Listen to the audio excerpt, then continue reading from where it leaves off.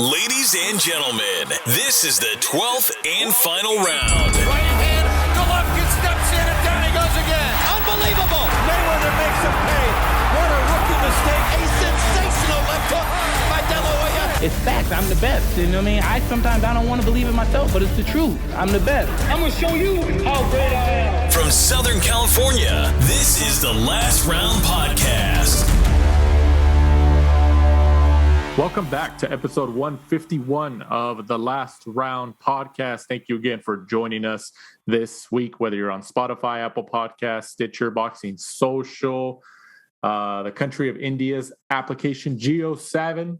I still don't know if I'm pronouncing that right, and I probably never will. I should just Google and hear the translation through that audio feature that Google has. But wherever you're at, however you're listening, we appreciate it. Jumping right into it, fight reviews this past Saturday, the 30th of October, from the O2 Arena in Greenwich, London, on DAZN. Chantel Cameron remains undefeated at 15-0 with the unanimous decision win over Mary McGee. Cameron retains the WBC and IBF super lightweight titles. She was a champion coming in, right, Mike? One each, yeah. Chantel Cameron, so one of them one, had, and McGee had one. Okay, but I thought she had both belts, so this was a unification matchup of a sense, right? Yeah, ended up being a good fight in the end. Obviously, Mary McGee, someone I think that maybe Matchroom would use again. You know, she was pretty game coming in, definitely had the experience, but Chantel Cameron, I think, was just too big, too strong. At the time, I think McGee kind of got drawn in as well to a bit of a boxing match. Sorry, a bit of a scrap instead of kind of staying on the outside. I thought McGee would have tried to box from the outside, being like the slightly smaller fighter. And it looked like early on she tried to do that. But then at times she kind of like came down to, Chantel Cameron's kind of like staying in the pocket, just kind of slugging it out, which did make a good fight for us fans, though. What was the original main event for this card? Otto Wallin against Dylan White. That's what it was. Okay, because I was trying to remember right now and I couldn't. It was on the tip of my tongue. Yeah, that's right. Because we had touched on the whole Dylan White thing and the test and medical proof. I think we asked Roberto Diaz of Golden Boy last week about that and his take on providing medical proof. So that's what it was. So like as I mentioned, this was a unification matchup, and Chantel Cameron is now the unified WBC and IBF super lightweight world champion. Who's in the super lightweight division at the moment in terms of females? Well, this was the semi-final for the little undisputed route that they were doing. And I've completely forgotten who the other female is. It's Kaylee Reese, Chantel Cameron, Mary McGee, and who's the flipping other one it's in it? It's on the tip of your tongue, Mike. Come on. I know it's one of those ones where it's a Lou DiBella and Matchroom. Serrano? Or is that she's in a lower weight class, right? Yeah, just give me 1 second. I'm pulling it up now. Man, I'm just going to throw Jessica Kamara. Oh, okay. I thought you were going to say McCaskill. I was like, I think she's at a higher weight than that. So November 19th, Kaylee Reese faces Jessica Kamara, which will be for the WBA, WBO, and the IBO. The winner of that will obviously face Chantel Cameron. And then obviously all 5 belts, including the IBO, will be up for grabs in the final. And then looking, kind of listening to what Eddie Hearn's been saying in recent interviews, the winner of that, obviously he's, probably got his money, hopefully riding on Chantel Cameron, will probably face, Katie Taylor. They'll move up in weight and face Katie Taylor. We were talking about just before we came on air here that Eddie Hearn and Matchroom are arguably, and I wouldn't even say arguably, but they are probably the biggest mainstream promoter in boxing that's giving female fighters the biggest platform, right? I mean, wouldn't you agree? I would say so. Most, other promotions, like we were talking about before we pressed record, Top Rank has like Michaela Mayer, Golden Boy has a couple in, Marlon Estrada, Sinisha, whereas like Matchroom, you look at them, you have like Chantel Cameron, Katie Taylor, they had Savannah Marshall for a period of time, Natasha Jonas, Terry Harper. They have, quite vast amount of different female fighters going through the weight categories. And it's quite often that, they'll be, quite high up as well, on the show bout. So, yeah, they definitely are trying to push it as much as they can, which is good, trying to, hopefully, years from now, we'll look back on it and then, there'll be a lot more depth, a lot better quality instead of, someone coming in and just, kind of dominating in 2 or 3 different weight categories in like 10, 11 professional fights, which you just don't see, obviously, in the men's division. So hopefully, it ends up being like, the UFC's women division where like, 2, 3, 4, 5 years from now, it's, just got a lot more depth and a lot more competitive. Yeah, hopefully. I mean, like, just repeating the information you were just said about Eddie Hearn, he does, I think he does have the largest roster of female fighters out of not just any major promoter, but I mean, I would, maybe say even any promoter in the world. Maybe I'm sure there's a smaller time, somebody from a small time promotion or a smaller time promotion at the moment who might be listening to this and say, "Hey, no, we have all these fighters. They just don't know who we are." I don't think PBC has one. It's like signed. Like, you mean signed to them, or what do you mean? I don't think PBC has a female fighter, do they? I was just thinking then when I was trying to think of Top Rank, Golden Boy, Matchroom. I can't think of one that jumps off my mind that is signed to PBC. Yeah, that's true. I can't think of anything. I mean, they don't really ever have female fights on their card. Like, you give criticism to maybe other promoters or whatever in terms of not having female fighters. I think you're right. I think, and now that I think about it, PBC probably has, in terms of consistent female fights, they are less consistent with it, if not consistent at all. Yeah, I can't think of one. And I'm sure there's some out there. I mean, obviously there's been female fights on PBC cards. Nothing comes to mind at the moment. But, just reiterating the fact that Eddie Hearn definitely has the largest roster of female fighters at the moment. Also on the card, the Savage, Alan Babbage, gets a second-round TKO over Eric Molina. Babbage remains undefeated and gets the 9th victory of his career. I feel like every time we talk about the Savage here, it's just entertaining. The guy, he just comes forward and he's like, I think you mentioned it before when we touched on his prior fights, that Eddie Hearn likes to throw him on these cards or any DAZN cards or any Matchroom cards because it's entertaining for the fans in attendance. And he's a good TV fighter and he's a good audience fighter, if that makes sense. People, you can, I mean, we know it in terms of fights, whether it's MMA or boxing, if people don't know your name, but you can fight and you can produce some type of entertainment with your fists in the boxing ring, people are going to be entertained. Like, oh, okay. Like, you don't have to be a Floyd Mayweather or Canelo Alvarez, but that was a cool knockout, or that was a fun fight. People can be entertained, and I think, like you've touched on before, Alan the Savage Babbage is right up that alley for Eddie Hearn, right? No, he definitely is. He's kind of like, the modern day, like Butterbean or, like another Dave Allen where, in terms of talent, they're not going to win a world title, but they sell tickets, they're entertaining, they interview well. Alan Babbage is not the sort of guy where you're going to quickly go and get a beer or, go and get something to eat when he's on TV, because you never know what's going to happen. He look at his fight. Was it 5 seconds? He had Molina down. Molina could have been out. So, he's definitely, great for TV. And then just his interviews as well, where he talks about himself in third person because he's, I'm Alan. And then he'll talk about, I'm the Savage. And, it's hard to control the Savage and stuff like that. He's just hilarious to watch and to listen to. So, he's definitely, great for Matchroom. But looking at this fight, I think Eddie said afterwards, no more paydays for Molina. Probably would have been easy for Molina just to stay down after getting clocked after the 5 seconds because, he got back up and it was weird because he was taking heavy punches, but yet he was getting dropped by the ones that seemed to just clip him. It was very odd. And then obviously, when he actually went down the final time, I'm not too sure if it was a punch or if he just kind of took a dive and he's like, that's it. I can't be bothered. Not the greatest fight really for Babbage. I thought Molina was kind of going to show something a little more because of, he got a lot of stick from the fight against Wardley where he looked like he kind of just, threw it in. And I did think he was going to come back and do the opposite. He's going to try and, prove people wrong and be like, I'm not just coming here for a payday. But he did the opposite. And I think the fact that he did that, no more paydays from Eddie Hearn and Matchroom, unfortunately for him.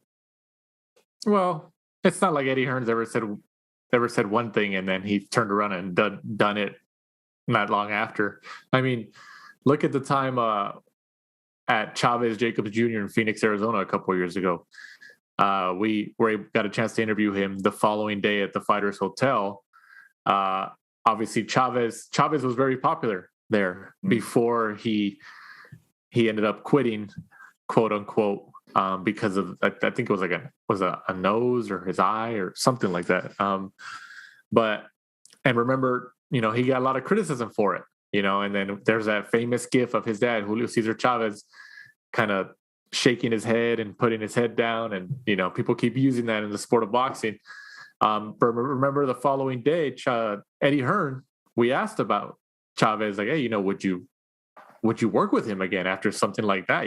Like he's obviously popular still, but he got a lot of backlash for what he did. And Eddie Hearn was like open to it. He's like, I kind of have a soft spot for the kid, and remember that was picked up by a couple of news outlets in the boxing media world when they referenced our episode with him. And then people started criticizing Eddie Hearn. Like, I can't believe he would give somebody like Chavez Jr. Another chance after an event like that. And after what he did, he's not worth it. Don't give him the payday. So you referencing that, how he said that about Molina, I always think about the Chavez Jr. interview we had with him where he kind of, is Molina... I'm willing to bet, and you tell me what you think. I'm willing to bet that Molina comes back on a Matchroom card at one point or another if there's another up-and-coming fighter who needs some type of name. Because obviously Molina's been in there with some pretty significant heavyweight names over the last several years, right? Oh, yeah. I mean, that's why they use him, because of the fact that they always kind of pull it out the bag like, oh, he's a 2-time world title challenger. So they just use that, as when he fights like Wardley and Alan Babbage, it's a little selling point. But I mean, I'm sure if it gets to the point where, they're stuck for an opponent and it's, a week, 2 weeks before a fight and, he's got Eric Molina, he knows that he'll turn up and might not put on a show, but, I could see him, using him again, but it's probably going to be like a last resort because I'm sure that will be, that'll be thrown at him in interviews afterwards, like, hey, you've already said that you're never going to use him. And look at the last 2 times you used him on a Matchroom show. He just threw himself to the ground. So, yeah, I'm sure he'll get stick. But like you said, him and he's a promoter. They say one thing and they do something else. So they're promoters, man. They're promoters. Rounding off the card, Craig Richards gets a 6th round TKO and the 17th win of his career as he defeats Marek Magia. Can you pronounce that? Marek Matija? Matija? Maybe. Matija. What do you think about this matchup? A good matchup. I thought it was a good fight for Craig Richards. The British, light heavyweight division really on fire at the minute. The problem is are we going to see them all face each other? You've got like Anthony Yard, Lyndon Arthur, Craig Richards, Callum Johnson, now Callum Smith. But the problem is Eddie Hearn said in the interview afterwards, they all want world title shots. They don't want to fight each other. They don't want to, kind of have a British level fight against each other when they can, they're all really on the cusp of fighting for a world title.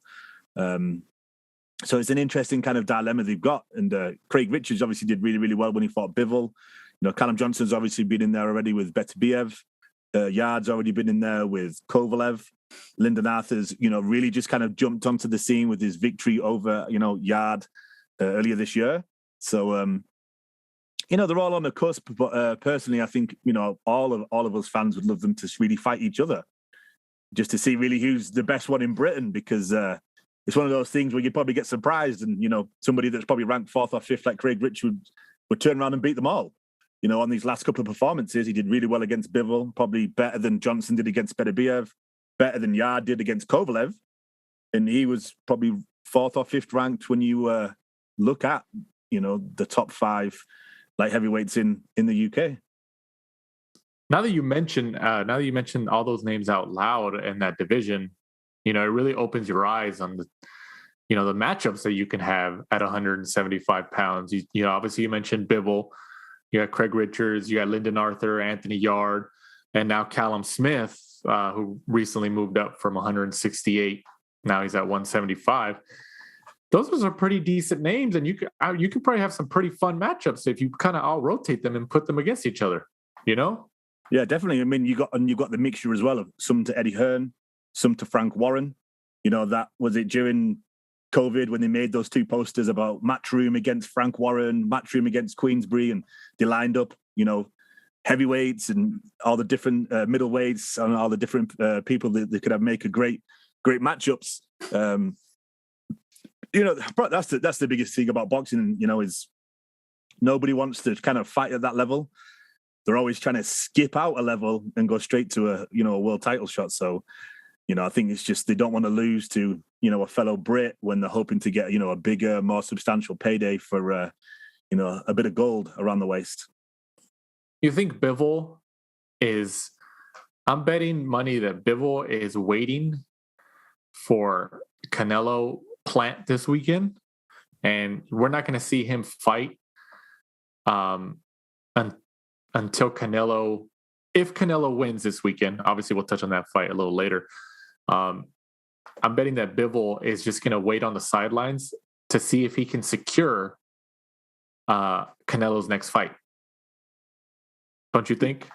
Yeah, without a doubt. I mean, I think we spoke about this before. Canelo fights that often, and he's fought most of the big names in and around the divisions that he's in. He's running out of opponents. He really is. He's running out of names that we'd really want to see. Does anybody really want the Caleb-Plant fight? No. But he's fought everyone else, in that division, really, of any nature. It's like Eddie Hearn said in an interview today that he'd spoken to Canelo about going over to the UK and fighting somebody in a stadium out there, possibly next summer. Who? John Ryder? There's nobody left. Yeah, but I don't think Eddie Hearn, from a promoter standpoint, I don't think you really have to. If it is John Ryder, it doesn't matter who it is. Remember when Lomachenko went over to the UK? Where did he fight again? What arena was it? Where he fought Luke Campbell? Lomachenko had went to the UK. It was like his last fight in the UK. Was it Luke Campbell? Yeah, when he beat Luke Campbell. Yeah. So look at how excited everybody was, and that place was sold out. Because the people thought he never comes over here, so let's watch him. Imagine somebody like Canelo. It doesn't matter who he fights, even if it is John Ryder. The UK fans will turn out for him because Canelo always fights in Las Vegas in the United States. So if I lived in the UK, and you tell me, if you were still over there, if you would have the same mentality, I would want to go. Be like, well, I don't think I'm ever going to see him. So if he's close to my home out here, I'm going to try to go and see this guy who's going to go down in the Hall of Fame and in history as one of the best fighters in the world. It'll definitely sell out. It'll definitely sell out. I was more getting at the point of just like a worthy rival. I mean, it'll definitely sell out. He could fight anybody in the UK, and people that don't, want to fly over to Vegas, don't have the money to fly over to Vegas or whatever. Yeah, get to see him on home soil, make a night out of it. Get to see Canelo. I think that I would love that, and I know and I know obviously the fight would probably be like at 1 or 2 in the afternoon here in the West Coast of the United States, but I think that'd be awesome to see somebody of Canelo stature go fight in the UK and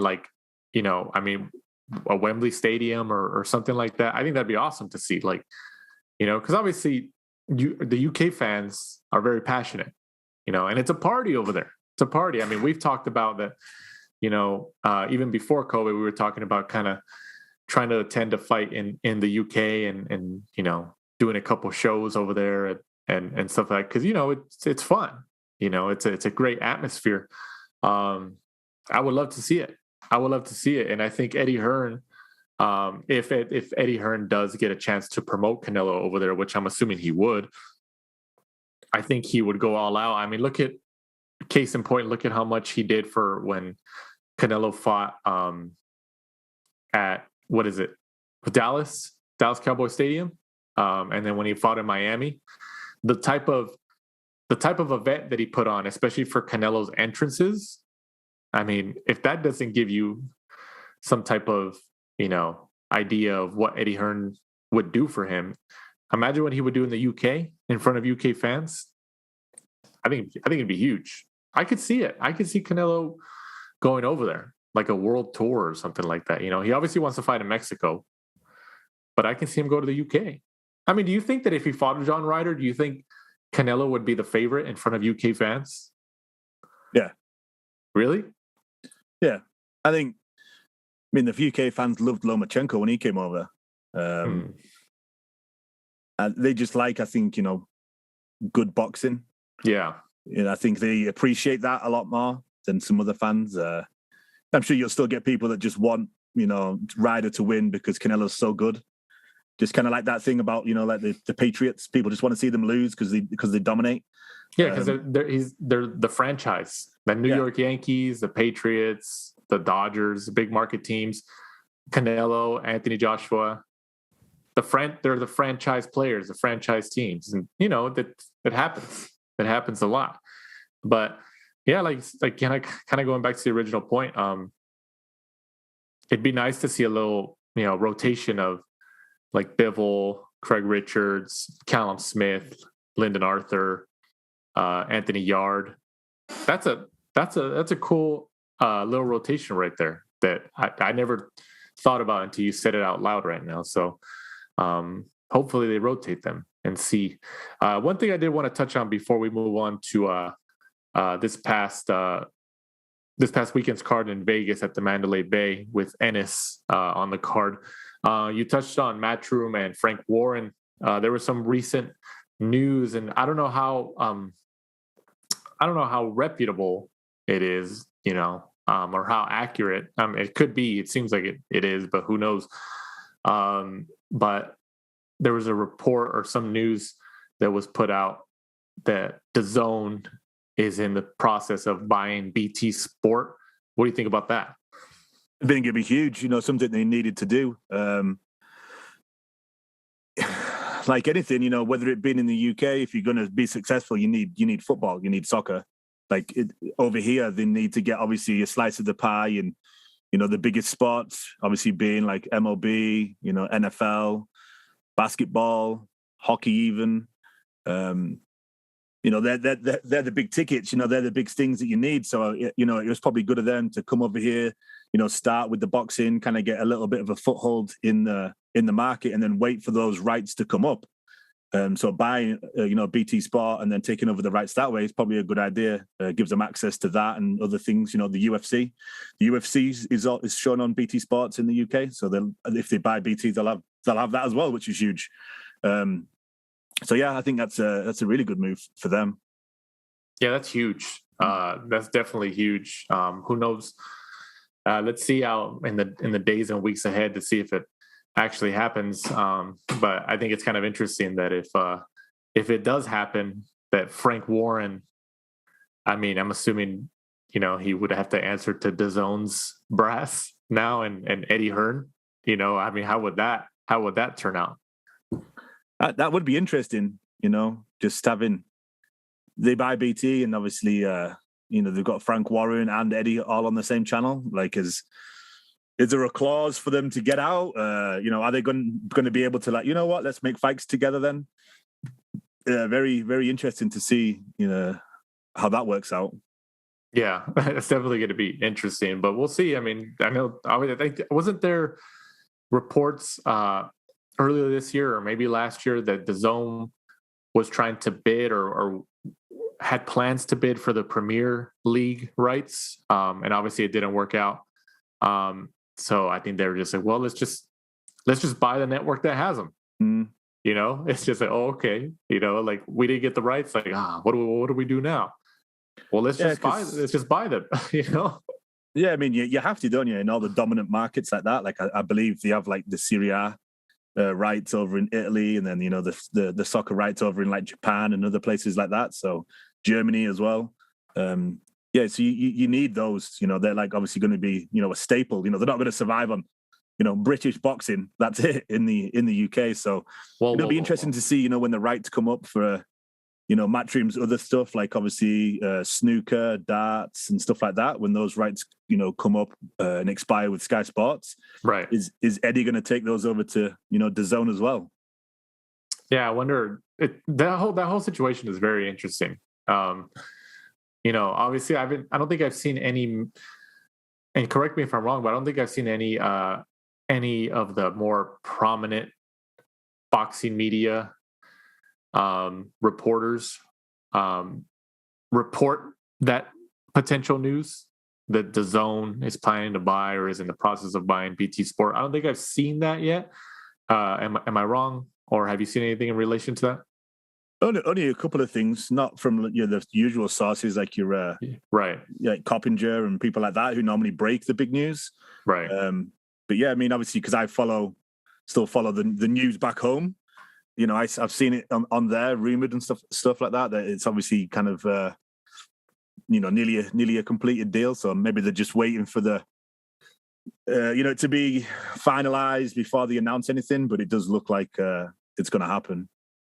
And there's also news. I don't think it's news. I think is it already confirmed, or does it seem like it's going to be confirmed? DAZN is entering the pay-per-view market. So it's like ESPN Plus. You have to have a subscription, and then depending on the event, you would have to pay an additional fee for that specific event as a pay-per-view in addition to the subscription.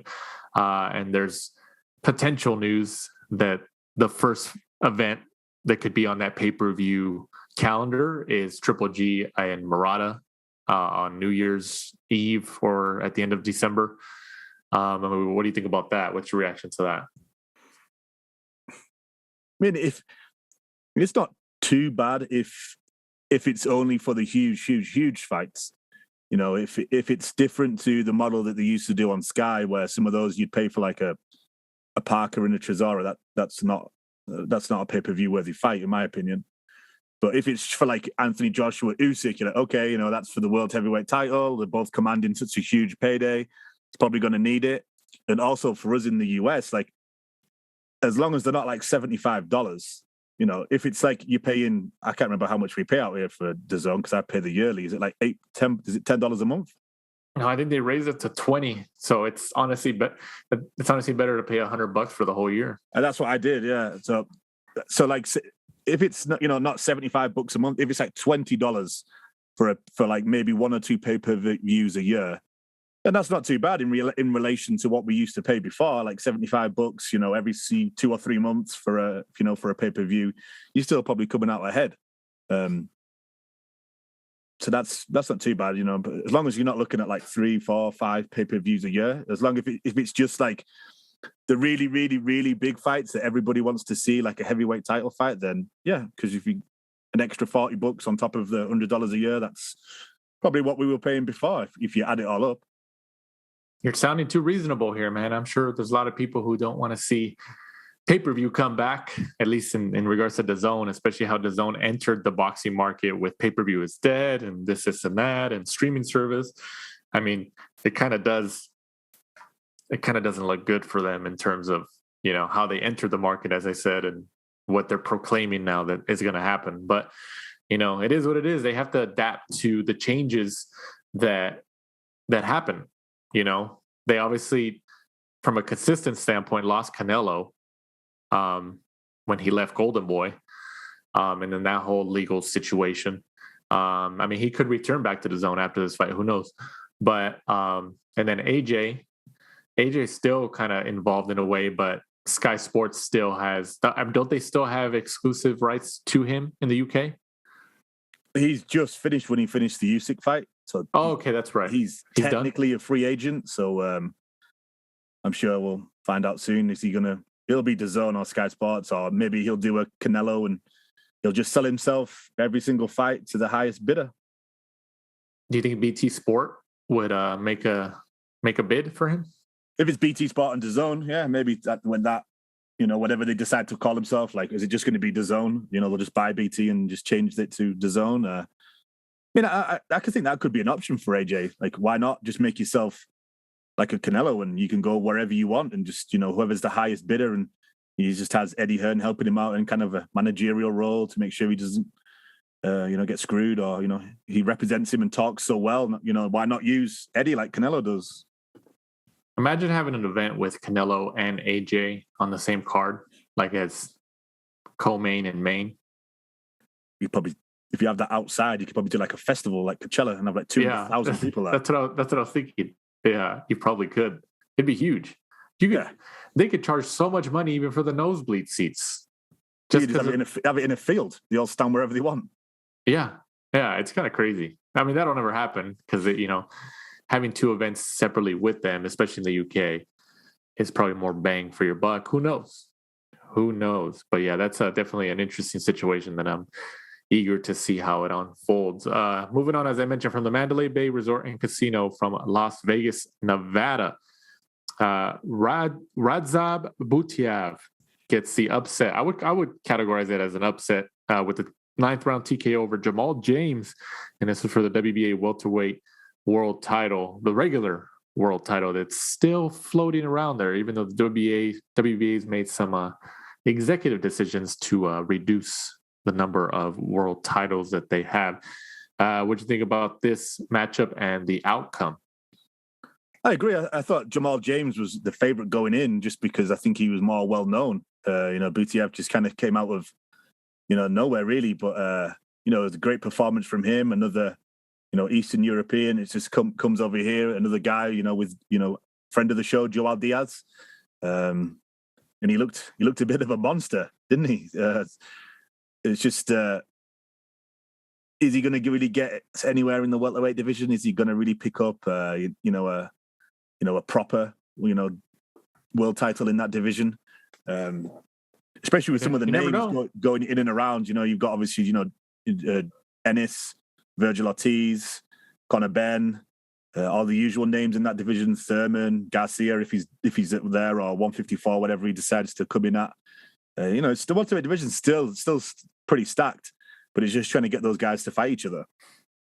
Yeah, I mean, we're beating a dead horse every time we say that. I feel like we said that a million times throughout the last couple of years here on the last round. But yeah, I mean, I think I had mentioned previously, I think I mentioned it to Kevin Ioli when he was on last week as well. If he thought that Jamal James and Jaron Ennis would be potential opponents sometime in the near future, maybe in the next 6 months or so, since they were both on the card as co-main and main event. And I thought PBC would put that, especially if they both won. I assumed, okay, PBC probably put them against each other in their next card, or to put them, or whatever event it is, and have them battle it out. And then the winner of that one gets a shot at whoever, Spence or whoever has the world titles, Crawford, Porter, going from there. But yeah, who knows? But I think Jamal James will be back. I still think he has a lot of upside to him. You never know. Could be a rematch. I mean, I could see it happening. I don't know who would want to fight Butiev right now. He's kind of like he's kind of in limbo with like Bivol. He's too dangerous for the risk, and he doesn't really have the name recognition or the stock to bring to the table. So that whole stable's like that. Yeah, they're too dangerous, and their skill outweighs their drawing power and the stock they bring to the negotiation table, which sucks. The Eastern Europeans are just so good. Like if it wasn't about the money and stuff like that, if it was more like the UFC, they'd probably dominate, MMA and boxing. Yeah, probably. Because it's a business, and obviously they don't sell tickets because they're so far from home. This isn't, essentially where they're from. They don't have the fan base and stuff like that. Hard for them to get, the big fights to really have to make themselves a mandatory. We got to make a trip out to Indio, Joel Diaz's gym. His new one, it's open. The new one's open. Exactly. Yeah. That's why I mentioned that we should try to make a trip out there, or or get him via Zoom or something, kind of get an update on his stable, his new gym, and all that. Chocolatito's out there now too. He's been out there training. At Joel? I think he's out in Indio. Yeah, I don't know if he's in with Joel, but he's in Indio training. So with Caballero. I think so. Yeah. I just know he's in the Coachella Valley out there. Also on the card, Jaron Boots Ennis also remains undefeated at 28-0 with a quick stoppage in the first round over Thomas Delorme, who takes the 6th loss of his career. This is pretty quick. I don't think a lot of people. I don't think we expected Delorme to go out in the first round. Delorme is a pretty battle tested, and he usually does, pretty decent as the B-side opponent. But Ennis made it a quick night. What'd you think? Yeah, I totally agree with you. I mean, I thought Ennis would win. I didn't see it being over in the first round. Delorme's kind of experienced, battle tested, like you said. Can normally take a good beating, I guess. Maybe it's just over time. Obviously not been out a lot. Maybe it's just father time's caught up with him, and maybe the old punch resistance isn't there like it used to be. But yeah, Ennis is looking good, man. I can't wait to see him in there. With some of the names. Now you really need to see him in there with like a Danny Garcia, like a Keith Thurman would be good. Any of those more experienced, well-known guys. Well, the thing is about him fighting those PBC guys is that he's not technically advised in an official capacity by Al Heyman. And that was news to me when I heard about it within the last couple of days or so. Because he's been fighting on PBC cards for quite a while, pretty consistently. Yeah. So I think it's natural to think or assume, okay, he's a Heyman guy, which makes sense. But I was reading that he's actually not advised by Heyman in an official capacity, and he's not with PBC in an essential official capacity. So don't you think that's going to affect how his ability to land fights with those PBC guys? Garcia, even Thurman, Porter. I mean, Porter maybe not, but Porter seems like he's just down to fight anybody. He's been proving it. Spence and those guys. Unless Al Heyman and PBC get some type of exclusive agreement with him for maybe 2 or 3 fights, like, okay, yeah, if you sign with us for 2 or 3 fights or whatever, we'll give you Spence, Garcia, Thurman, Porter, whatever, Because don't you think that's the only way that Al Heyman would put any of those guys in there with him? Yeah, Uncle Al just wants to double dip, doesn't he? He just wants the management fee. He wants the promotional fee. That's where it's at, isn't it? Yeah. Like, he's been doing that for a while, and obviously it works for him. Yeah, we have no idea what his contract is. Maybe Al knows, like, hey, he's only got a few fights left, and then he's going to be a free agent, and he's banking on, swooping him up so he can still have all the dominant forces in the welterweight division. But yeah, I can see that being, it kind of makes sense, doesn't it? At the minute they just use him, they kind of bring him in. He feels like he's part of the PBC, and then eventually, one day when his contract's up, Uncle Al will sign him and promise him the stars. He gets all the big names, he gets all the gold. Maybe that's why he's always on the PBC shows. They're just buying time till they can snap him up. Yeah, I would snap him up, especially with him and Virgil Ortiz kind of on a similar pathway. Eventually, you would hope that they meet down the line in what could be a pretty action-packed fight, which could be the next, Spence Crawford, even though they haven't fought yet, or Mayweather Pacquiao, just looking at them in their performances and stuff like that. You never know. Moving on, also this past weekend from Madison Square Garden, MSG, the theater actually at MSG, from New York City on ESPN for the WBC Silver super lightweight title. Jose Chon Zepeda also makes a quick night with a first round stoppage over the Puerto Rican Josue Vargas, who came in with a lot of hype behind his words, I guess is how you want to describe it, and then gets stopped in the first round by the barrage of punches from Zepeda. What do you think about this matchup? Surprising. I was thinking when I watched the fight and he won, I was thinking, do you remember when you were chatting to somebody in his team before he fought Baranchek?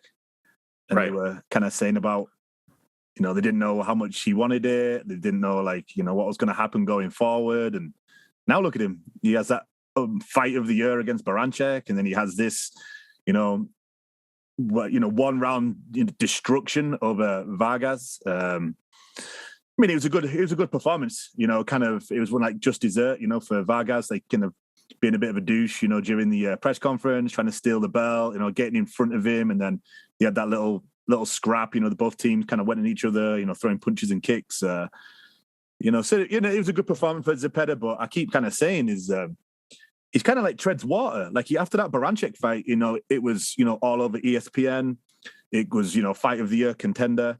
And you kept thinking, he's going to, jump up from here and he's going to get, one of the bigger fights. And then he's kind of had like 2 or 3 fights at like the same sort of level. In this one, he was fighting a prospect, like kind of strange for someone at his level to be fighting someone coming through. That's kind of something that like a journeyman or a gatekeeper would do. So, yeah, like give him the shot at someone higher up. I understand, obviously, at lightweight, a lot of the belts are kind of tied up, and maybe he just wants the activity and the money. But getting him in there with like a name or something like that, someone, so he's kind of still climbing the ladder whilst he's waiting for those belts to, fragment, which they probably will do at some point, right? I think he deserves it now. Yeah. I think when we talked about this fight last week, I think I mentioned that. He's been obviously in some pretty battle tested wars, some pretty rough wars, especially the Baranchek fight last year. But he's still showing that he's I think somebody on Twitter described him. I don't know if it was on Twitter or I saw it somewhere, but as like the dark horse of the 140-pound division. What do you think about the comparison between him and like a Jojo Diaz? Jojo Diaz is like the dark horse at 135. Jose Zepeda is a dark horse at 140, where it's just like people aren't really thinking about them, but they have the potential to come in and, for one reason or another, or one way or another, beat all the main guys. We thought he beat Ramirez. That's true. Yeah. That's what I'm saying. Like, I think Zepeda has, yeah, that's true. Yeah. I'm telling you, I think Zepeda, like he deserves obviously a world title shot now. Like, I mean, you think Top Rank would put him against Josh Taylor? I think they would. I think they would. Josh Taylor and Zepeda, I think they would do it. I think or maybe a rematch. Maybe a rematch with Ramirez. I think next year he'll probably get a shot, or he should get a shot. I think Josh Taylor's obviously going to fight Jack Catterall, and then after that, what's he going to maybe he'll go up to 140 and. Oh, sorry, he'll go up to like 147 and maybe fight like Crawford or something like that. Because if you're Josh Taylor, now's his chance to really cash out. Use the platform that he just built. Becoming undisputed, and then try to make as much money as he can. And whenever he decides to step up, obviously all those belts will be vacant. And obviously, Zepeda's had the WBC silver for the last couple of fights, if I remember correctly. So that would give him a good chance to, fight for the WBC, or it should do. The WBC pretty much do whatever they want, but it should give him a good chance. And maybe they decide, stick him in there and stick in Ramirez. Those two can fight for the vacant WBC title. I could see that. I could totally see that. I could see Top Rank running back Zepeda and Ramirez sometime next year. I mean, Ramirez, I don't know if it's officially announced there, but there's reports that he's fighting. It's on the tip of my tongue. Who's he fighting? Another Puerto Rican, Olympian. I can't remember. I read it as well. Oh my gosh, I'm gonna be so pissed off because I forgot the name. He fought like Lomachenko. He fought Tank Davis. Why can't we think of the name? Puerto Rican. He was an Olympian. Gamboa? No, not Gamboa. Jose Ramirez is fighting. Oh my gosh! Why can't I remember the name? Why? Is it another Jose? Oh man, I don't even know. It'll come to me. But I can see Zepeda and Ramirez. I mean, okay, let me ask you this. Would Top Rank put Zepeda and Ramirez in a rematch, or would they put, or who would get to a world title shot first? Again, Zepeda or Ramirez? The problem you've got there is Ramirez obviously attracts a lot more with his fan base up in Fresno. So, at the end of the day, it's a business, and he puts bums on seats where I'm sure Zepeda doesn't generate anywhere near as much money as Ramirez does, unfortunately. But imagine a rematch between Zepeda and Ramirez at the StubHub Center in Carson out here in LA. Imagine that. I mean, we know Zepeda's, pretty popular locally. And obviously Ramirez is, further up north. And I know, but two Mexican fighters in Los Angeles. And the first fight was really, really good. It was that close. I think, if that was somewhere a little bit more neutral, then I think Zepeda may have, picked up the title that night. Just the fact that it was in, Ramirez's backyard probably skewed the scores a little bit. Yeah, but I like Zepeda, man. I'm a fan. I think he's the dark horse at the 140 division. Let's just see where he goes from there. I wouldn't know if he would match up in a rematch against Ramirez or get a title shot. I mean, we'll see. We'll see how it goes. But yeah, Zepeda's a danger, man. Zepeda's a danger. He's there at 140, and I think people should, other fighters should realize that he's got the talent. He definitely has the talent. He's been proving it for quite a few years now. Moving on, fight previews this upcoming Saturday, the 6th of November, from the MGM Grand Garden Arena, again in Las Vegas. It's once again Showtime on pay-per-view. Saul Canelo Alvarez goes up against Canelo-Plant, and this is for the undisputed. It's been a while since we said undisputed. For the WBC, WBA, IBF, and WBO super middleweight titles at 168 pounds. Obviously, Canelo and Canelo-Plant had that little, scrap. I don't know if I want to call it little, but that scrap that got much attention, even on mainstream sports sites, at their Beverly Hills, California kickoff press conference quite a few weeks ago. I just don't. I think I mentioned this before. Billy Joe Saunders was better or is better than Canelo-Plant. I just don't see. I mean, if you put a list in front of me of like, okay, Canelo's going to fight these 4 guys or these 3 guys in his next 3 fights: Callum Smith, Billy Joe, Canelo-Plant. I mean, am I wrong to say that I think Canelo-Plant would be the 3rd guy in line in terms of that list? No, yeah. To me, I think he's just a poor man's Billy Joe Saunders. That may sound a bit mean, but I think they have a similar style, and I think Billy Joe Saunders is better at it. Yeah, I mean, I don't know. I think it's just because, and I guess my issue is that we haven't really seen Canelo-Plant.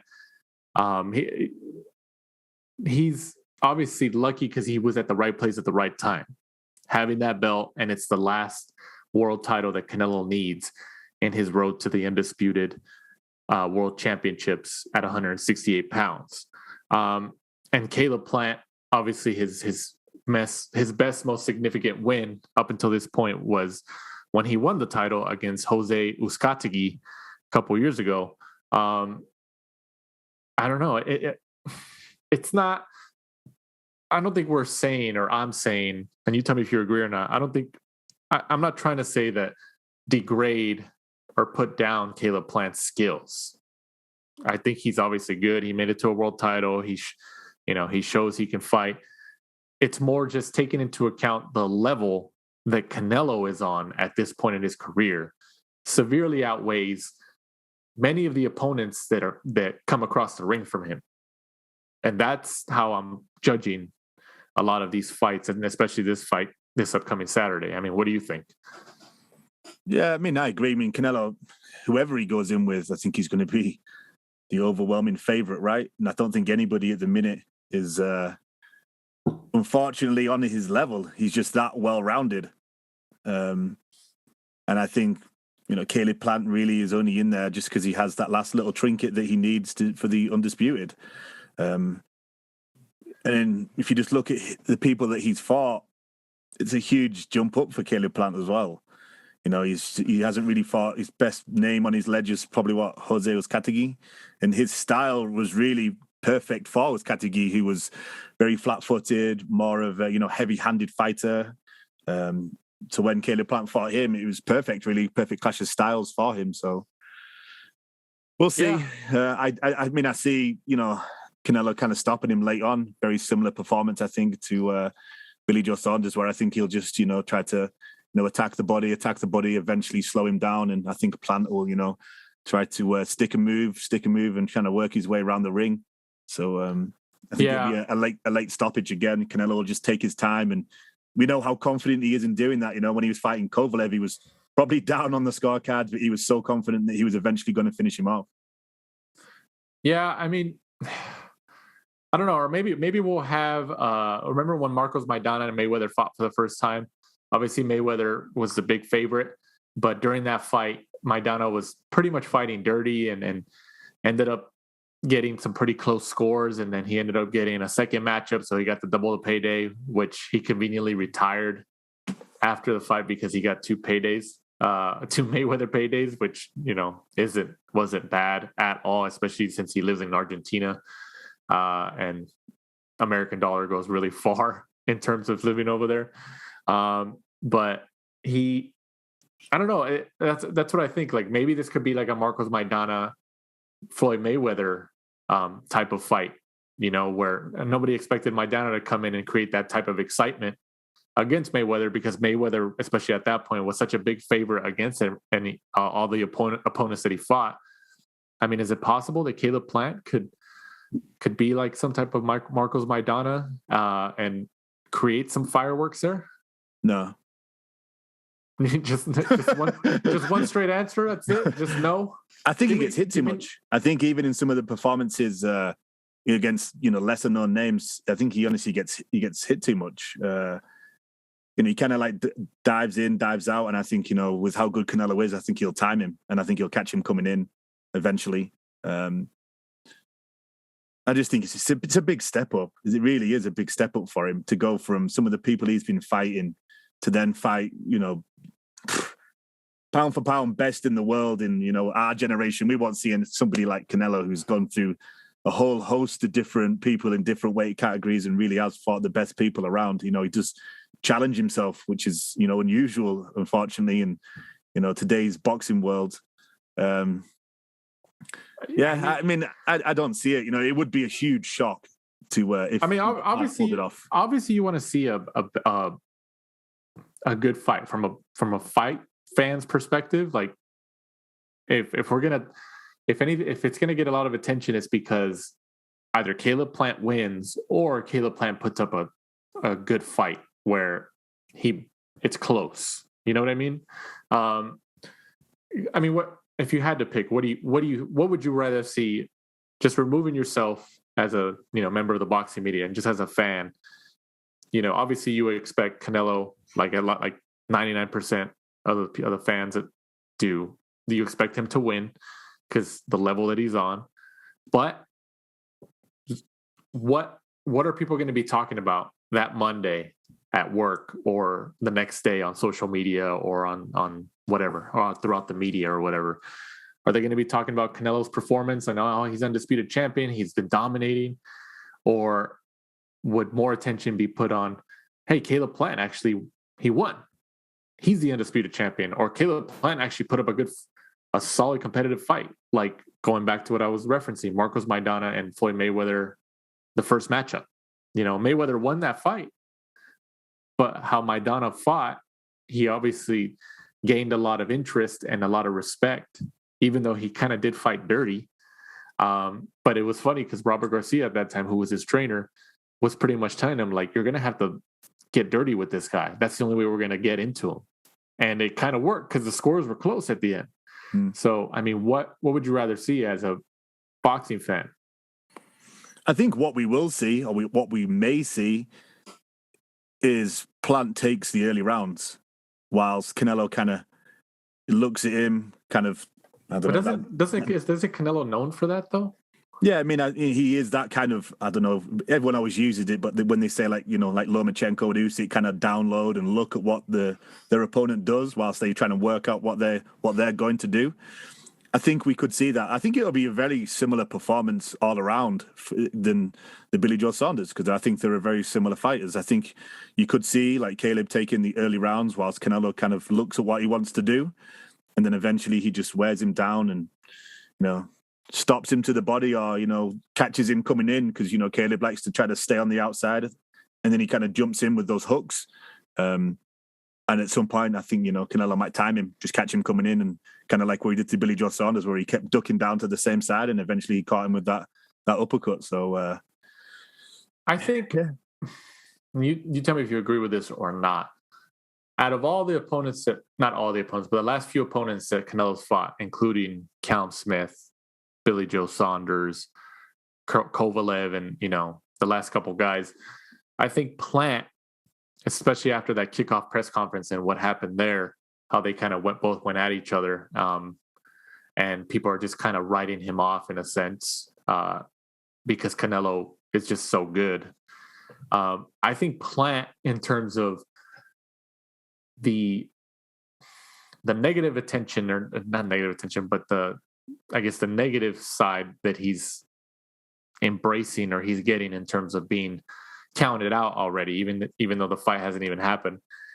I think out of all those fighters, the last couple fighters that Canelo's fought, I think Plant is going to utilize that fire the most, if that makes sense, and possibly have more of a chance to show off some type of skill based on that negative attention that he's been getting. Do you understand what I'm saying, or was I kind of confusing about it? No, I get it. It's I think Canelo-Plant built it's a persona, like we were talking about earlier. I've met him a couple of times in Vegas, and he's a really nice guy. Yeah, I'm sure he is. I'm sure he's and a nice I think guy. he just knows that maybe like playing the villain, especially in like this fight, is something that he's just going to do just to sell tickets, like that Colby Covington MMA thing where you just play, the bad guy to, bring the attention and stuff like that. Yeah. I could agree. Like I said, it's not kind of repeating what I'm saying. It's not that we don't think Canelo-Plant's good. Obviously, he's a world champion and he worked hard to get there, and he's a good fighter, but it's more taken into account of the level that Canelo's on. I think that he's been showing, kind of going by resume and the body of work. That's what we're basing it off of. I don't think we're saying that Canelo-Plant isn't a good fighter, isn't a great fighter, that he sucks or something like that.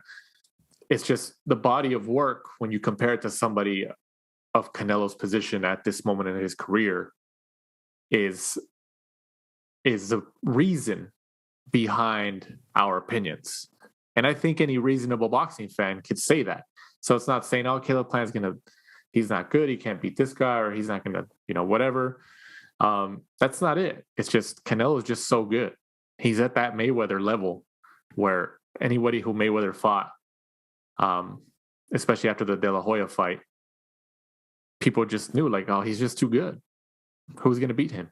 Like, he's just too good. And he kept proving it and proving it and proving it. And Canelo's been proving it in the same way, but in a more dominant fashion, because he's more of a knockout fighter. And Mayweather, especially towards the latter half of his career, 10 years or so, he was more of a defensive fighter who went the distance and got the decision victories. So, yeah, I think it's just more the weight that we put on the body of work behind a Canelo Alvarez, and we're not slighting. I guess we're not slighting Canelo-Plant's technique and skills. It's just you're fighting not just a good boxer. He's an excellent boxer. That's pretty much it. What do you think? I agree. I think it's good to have somebody like Canelo around now, because, he does get paid well, but he also does fight the guys that we really want him to fight. He's fought like Jacobs, Callum Smith, Billy Joe Saunders, everybody, Mayweather, fought Trout. He fought he went up and fought Kovalev when, people didn't expect him to really do that. And I'm sure he'll probably do something like that again at some point when he runs out with people at 168. Like you kind of touched on before, I think after the weekend, Bivol is probably the only option, right, that I can think of. That's maybe Charlo. Maybe Heyman told him like, "Hey, I'll have Charlo come up to 168." I mean, that would be great. In terms of a name and attention, if I was Canelo, I would listen. Be like, yeah, if he comes up to 168, let's do it, and I'll fight on Showtime again. I mean, I think we'd all like to see that. I think we'd all like to see, Charlo tested. Yeah, I mean, I can see that. I mean, who knows? But in terms of bang for your buck or attention on an event, make Charlo. I'm sure Heyman's thinking about that. He's like, "Hey, Charlo, you're moving up to 168. You're gonna take the Canelo fight. If you don't, it is what it is." But I don't know, man. I don't know. I think Canelo is just too strong and too fast. Like you touched on, obviously, Canelo with his resume compared to other people in, today's day and age, it's just unusual. How long have we been waiting for, Crawford to fight Spence? Where somebody like Canelo's already fought Billy Joe Saunders, Callum Smith, Kovalev, Danny Jacobs, Triple G twice, Chavez Jr. when he was probably, in and around his prime.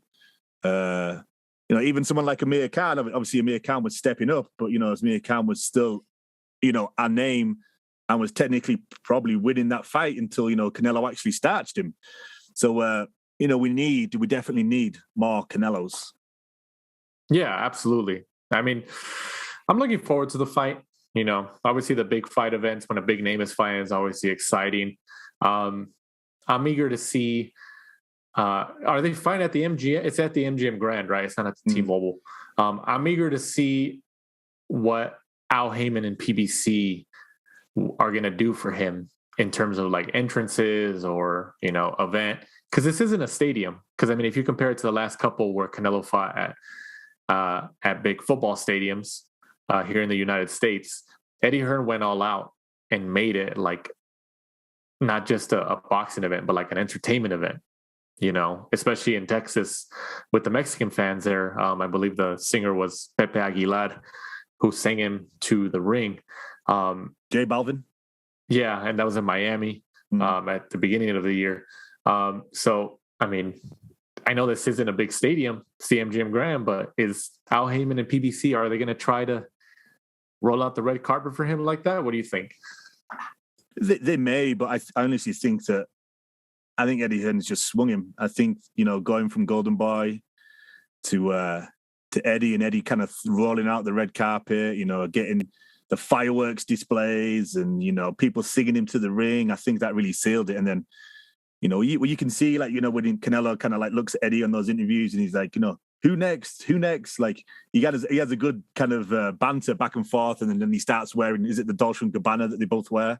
Yeah, they do. Yeah, he gave Eddie Hearn like his own. Yeah, and he bought in that like pajama thing that he wore to the weigh-in. It looks like they really have a good relationship, and I think he's even supposed to be going out there to kind of represent him at this Caleb-Plant PBC fight.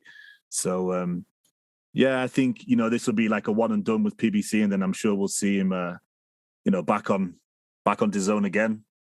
Eddie Hearn's supposed to be here this weekend too. I mean, he's already said in quite a few interviews, especially the last couple of weeks and even this week, that he's going to be in attendance at the fight. So, when's the last time you saw Eddie Hearn on a PBC telecast? Show up. I think that's going to be kind of interesting. Hopefully they bring him up, like the announcers or the commentating team, Mauro Ranallo and those guys, Brian Custard. Hopefully they bring Eddie Hearn up to the commentary desk to kind of give his take. I mean, he's a good talker.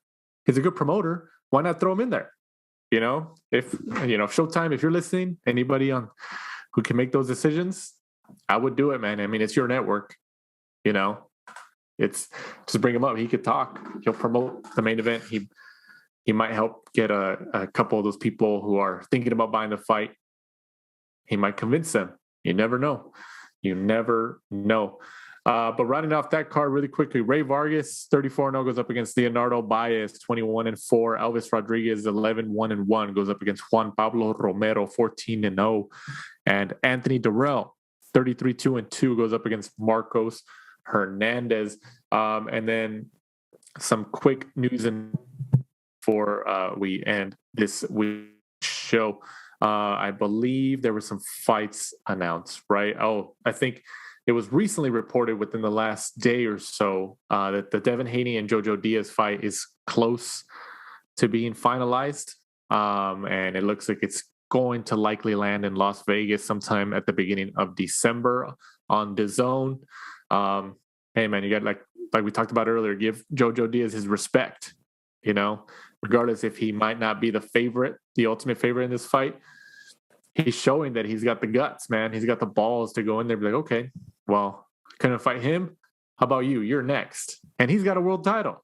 Devin Haney's got the world title. So, I mean, and supposedly there's been, I think Eddie Hearn or has said that they've offered Jojo Diaz more money than he was going to get to fight Ryan Garcia. So, that's going to be interesting. And then there was also news breaking about who the officials for Canelo-Plant this weekend are going to be. So the referee is going to be Russell Mora, and then the judges are going to be Patricia Morse-Jarman, Steve Weisfeld, and Dave Moretti. Those are all pretty typical Las Vegas names, and I think any boxing fan is pretty used to seeing.